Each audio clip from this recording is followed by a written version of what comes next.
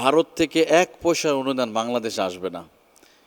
ভারতীয়রা এরকমভাবে প্রচার চালাচ্ছে যে ভারত থেকে কোনো অনুদান যেন বাংলাদেশে না আসে। মানে ওনাদের এমন ভাব, যে এমন কথা, মনে হয় যে আমরা বাংলাদেশিরা ভারতের সাহায্য ছাড়া আমরা মানে ওনাদের অনুগ্রহে, ওনাদের অনুকম্পায় আমরা বেঁচে আছি বাংলাদেশে। ওনারা যদি হেল্প না করে আমরা মরে যাবো, এরকম অবস্থা।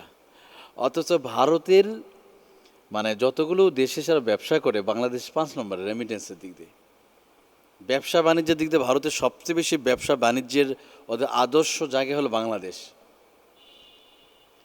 ওদের পণ্য সবচেয়ে বেশি, কারণ খুব সহজে বাংলাদেশে প্রবেশ হয় পণ্যগুলো, খরচ কম হয়ে যায়, আপনার ক্যারিং খরচ কম, আপনার হলো বহন খরচ কম থাকে, যার কারণে বাংলাদেশে সবচেয়ে প্রচুর ভারতীয় পণ্য ঢোকে। এতে ওরা সবচেয়ে কোটি কোটি টাকা, ওরা যে পেঁয়াজের কথা বলে মাঝে মধ্যে, পেঁয়াজ রসুন এগুলো করে আমাদের ফ্রি দেয়। আমি এই সমস্ত ওই জ্ঞানপাপীদের কাছে প্রশ্ন করতে চাই, ওরা যে এগুলো দেয়, ওরা কি আমাদেরকে আদর করে, মানে আদর করে দেয় যে না তোমার তো বাঙালি, আমাদের প্রতিবেশী, তোমাদের এমনিতেই দিয়ে দিলাম পেঁয়াজ রসুন সব ফ্রি তোমাদের জন্য? তো এই জ্ঞানপাপীরা কি ফ্রি দেয় না? আমরা কিনে নিয়ে আসি, তো আমরা তো কিনে নিয়ে আসি। তাহলে ওরা বলছে অনুদান দিবে, কিসের অনুদান তোমাদের দরকার? ভারতীয় অনুদান লাগবে কেন? ওদের অনুদান নিতে হবে কেন? ওরা তো নিজেরাই, ওদের দেশে বিভিন্ন এলাকা আছে, ভারতের কিছু অঙ্গরাজ্য আছে, মানুষ খেতে পারে না, খোলা রাস্তায়, মানে ওরা এতটাই হিসাবি, টয়লেট পর্যন্ত বানায় না। কেন? পায়খানা করে ওই জায়গাটা এত টাকা খরচ করতে হবে, দামি দামি টাইলস লাগাতে হবে কেন? খোলা আকাশে তো খুব আরামের সহিত খুব আদর্শ জায়গায় করা যায়। তো ওরা আজকে অনুদানের কথা বলে, আমাদের কিসে অনুদান লাগবে? আমাদের দেশে মানুষ তো আলহামদুলিল্লাহ, মানুষ এদেশে প্রতিষ্ঠিত। আপনি পেঁয়াজ দেবেন, অসুবিধা কি? পাকিস্তান থেকে আসবে, চায়না থেকে আসবে, ভিয়েতনাম থেকে আসবে, আরও তো পাশাপাশি দেশ আছে আমাদের। এমন না যে ভারতের সাহায্যের উপরে বাংলাদেশ টিকে আছে না।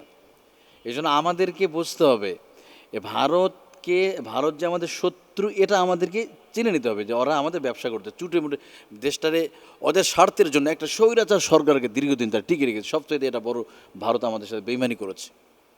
এদেশের গণতান্ত্রিক ব্যবস্থাকে ভারতের জন্য আজকে ধূলিসাৎ করা হয়েছে। আজকে এই যে স্বৈরাচার সরকার কেন সাহস পেয়েছে? ওদের পিছনে আছে ভারতের শক্তি, ভারতের রর শক্তি। কোথায় গেল আজকে ভারতের শক্তি? কারণ জনগণের বিরুদ্ধে গিয়ে আপনি কোনো দিন টিকতে পারবেন না। আপনি যতই ভারত বলেন, আর আমেরিকা বলেন, আর রাশিয়া বলেন, ওরা তো এসে আর আপনার আদর করবে না জনগণের বিরুদ্ধে গেলে। তো ভারত এই দেশের গণতন্ত্রকে গলা টিপে হত্যা করেছে। একটা অজনপ্রিয় দলটাকে বারবার ক্ষমতা রাখার জন্য তারা চেষ্টা করে গেছে। তারা যদি ফ্রি অ্যান্ড ফেয়ার নির্বাচনের কাজ করতো, তাহলে দেশে আজকে এত দুর্নীতি, এত চুরি হতো না। কারণ ওদের টার্গেট যে এদেরকে রাখে আমরা সুবিধা ভোগ করতে পারব,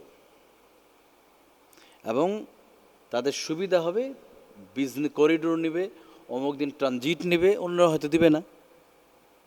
এই জন্য ভারতকে চিনতে পারা আমাদের এটা একটা অর্জন এই যুগের, ভারতকে চিনতে পারা।